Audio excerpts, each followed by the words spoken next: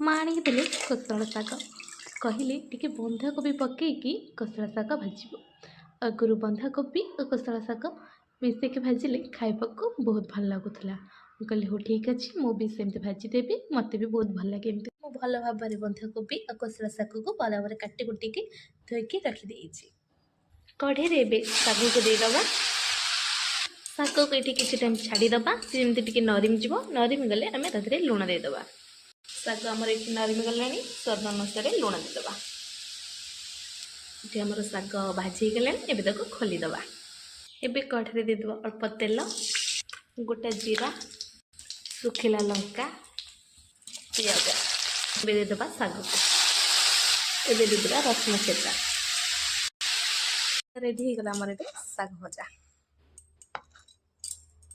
वीडियोटा जदि भल लगा लाइक शेयर और सब्सक्राइब कर दिंतु। जय जगन्नाथ।